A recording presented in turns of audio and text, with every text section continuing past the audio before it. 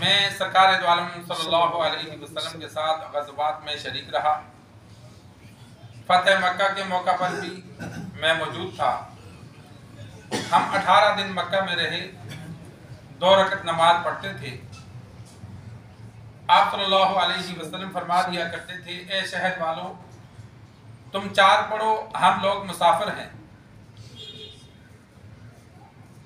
کل مسافر کے بارے میں مسائل ذکر ہوئے کہ مسافر اگر کہیں ٹھہرا ہے لیکن اسے مکمل نیت نہیں ہے 15 دن رکنے کی تو وہ مسافر ہی رہے گا۔ رمضان المبارک میں 16 رمضان کو مکہ فتح ہوا، آپ صلی اللہ علیہ وسلم عید کے بعد تک وہاں رہے۔ 15 دن، 18 دن، 17 دن مختلف احادیث میں موجود ہے، لیکن مستقل 15 دن رکنے کا ارادہ نہیں تھا۔ آگے جانے واپس آنے کا ابھی ارادہ بنا نہیں تھا، تو اس لیے نماز سفر کی پڑھتے تھے، اور مکہ والوں کو حکم دے دیا تھا کہ تم اپنی 4 پوری پڑھو۔ مسافر امام ہو تو مقتدی جو ہیں، جو وہاں کے رہنے والے ہیں، مسافر لوگ تو 2 کے بعد سلام پھیر دیں گے، اور جو مقیم ہیں وہ کھڑے ہو جائیں گے، اپنی 2 رکعت نماز ایسے ادا کریں گے جیسے امام کے پیچھے پڑھتے ہیں،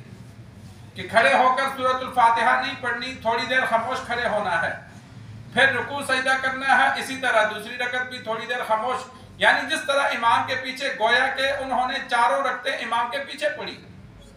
پہلی 2 امام کے پیچھے پڑھی تو دوسری 2 بھی حکمن وہ امام کے پیچھے ہیں،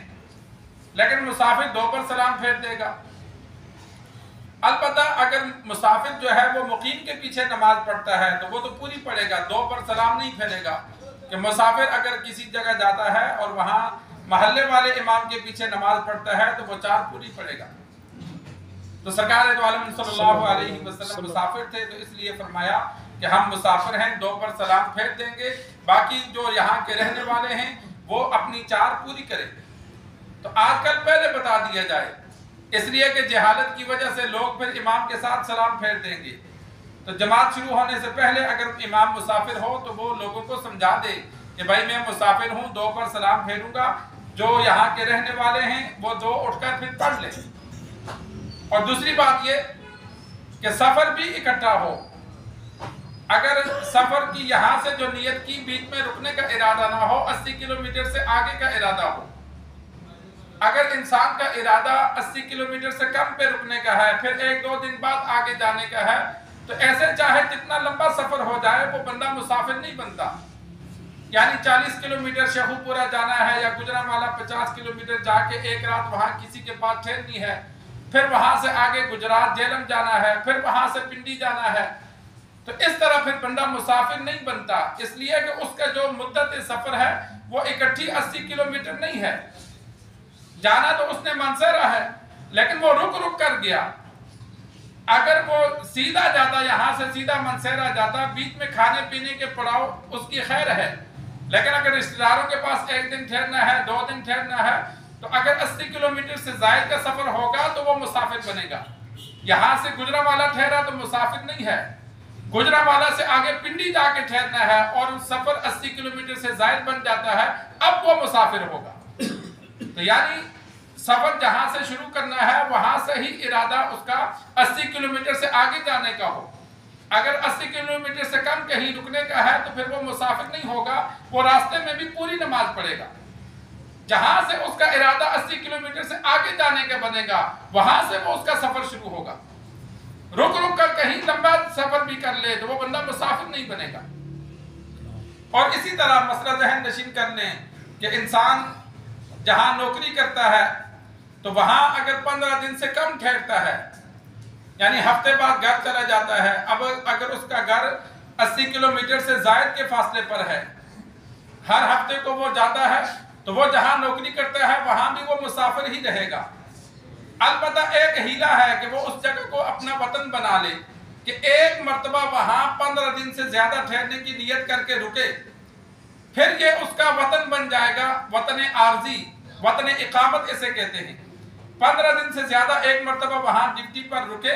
اور اس کے بعد اگر ہر ہفتے میں بھی جائے گا تو واپس آ کر پوری نماز پڑھے گا، لیکن 1 مرتبہ بھی وہ 15 دن سے زائد نہیں رکتا۔ ہر اتوار کو جاتا ہے تو وہ جہاں نوکری کرتا ہے 80 کلومیٹر سے زائد کا سفر ہے تو پھر وہاں وہ مسافر رہے گا، امام کے ساتھ پوری پڑھے گا، اکیلے سفر والی پڑھے گا۔ اور اگر ایسی جگہ نوکری کرتا ہے جہاں کئی مہینوں کے بعد جانا ہوتا ہے تو جب گھر جائے گا تو راستے میں سفر کی پڑے گا، اور گھر سے جب واپس آئے گا تو راستے میں سفر کی پڑے گا، لیکن جہاں ملازمت کرتا ہے وہاں آ کر پوری پڑے گا، اس لیے کہ وہ اس کا وطن اقامت ہے،